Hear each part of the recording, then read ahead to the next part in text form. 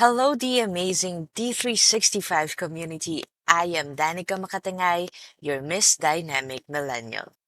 Today is Monday, and I hope we all had a great weekend to accomplish the things that we need to do during our Saturday and Sundays.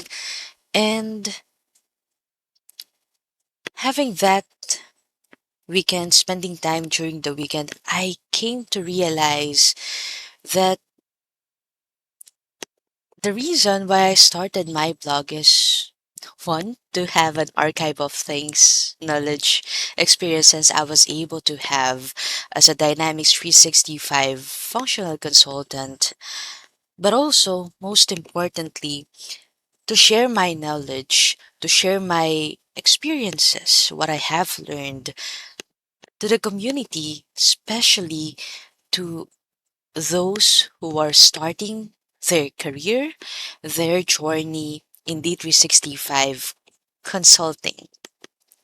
And having said that, I would love to start a new series here in our Miss Dynamic Millennial blog called the Neophyte Series. And this is inspired as well with the ongoing or the just launch internal D365 Finance Bootcamp by Alpha Variant Solutions, being led by our wonderful, amazing leader, Yuan Ming Chu. And of course, the best way to start with it is the introduction of our setups, of our configuration, especially on the General Ledger module.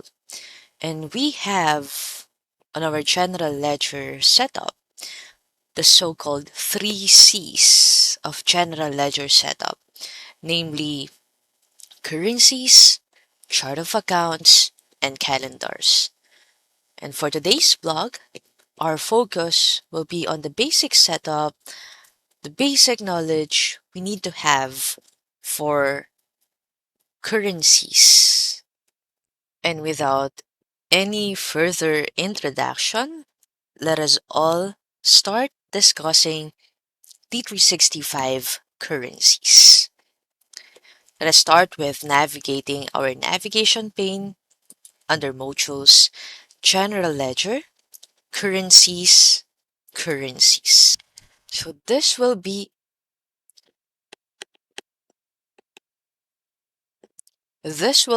our form to set up new currencies in a demo environment. The data we have here for the currencies are already in place for us to see, to know how to create a new currency. I have removed a currency in the demo data, and let's select that for us to create a new one. So to create a new currency, let's click new button. Under the currency code, these are the list of currencies available in D365, and these are the currency code that we can use in setting up the currency in D365. So let us make use AFN or Afghani as the currency, then automatically the name of that currency based on what we have on the currency code will be filled in. And we can also enter the symbol that we need to use for our currency. We also have different setups available for our currency aside from the basic setup that we need to enter in the system. Again, this basic setup is to select the currency code, could opt to change the name or update the name, and also you could enter the symbol that we need for our currency. Here we have our toggle button or a radio button for reference currency for triangulation. We often use this for currencies that doesn't have direct conversion from one currency to another. And here we also have our currency converter section. our rounding rules section, and currency gender. By default, our currency gender is set to masculine. We are using the masculine gender mean for the currency to mean that this currency, or to make it in effect that this currency doesn't have any gender at all. When we select the gender feminine, if we are trying to say to the system, or we want the system to make this use on the checks reports that we have in the 365 as well. And we also have our electronic invoices section in the system. But most importantly, we need to set up our currency code and our name. And after that, we can click and hit the save button. And that's it, how we can set up our currency. But of course, aside from our currencies setup itself, we also have our exchange rates for our currencies. For us to maintain our exchange rates in D365, we navigate General Ledger, Currencies, and Exchange Rate Types. Every currency exchange rates in D365 need a somehow like a placeholder called exchange rate types. By default, we can enter a default exchange rate type, which will be normally used for different transactions or day-to-day transactions we have in the system. We could also build an exchange rate types for average, closing, for spot rate, uh, whatever is applicable on the exchange rates that we are making use of in our day-to-day transactions, or especially in our financial reporting transactions or requirements. To create an exchange rate types, let's click the new button. Let us say I wanted to have an exchange rate type for spot. Enter the name, spot rate. Normally, the spot rate exchange rate is used for our balance sheet accounts, most especially on our assets and liability accounts. And here we have our exchange rates button so that we can go directly on the exchange rate forms. If I click this, or we can also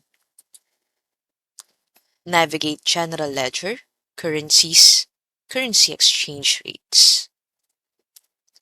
And we can select the exchange rate type that we created earlier. And from here, we can already set up our exchange rate. So I click New, say from Euro to USD, and click the Add button. Then we can enter the start date on where this exchange rate or the spot rate for specific to be specific will be used. So I can say this would be used starting March 13, 2023, or if this is for, say, financial reporting use, can say February 28th, 2023. Then I enter here the exchange rate for 1 euro to USD, or it could be 1.07 USD for 1 euro.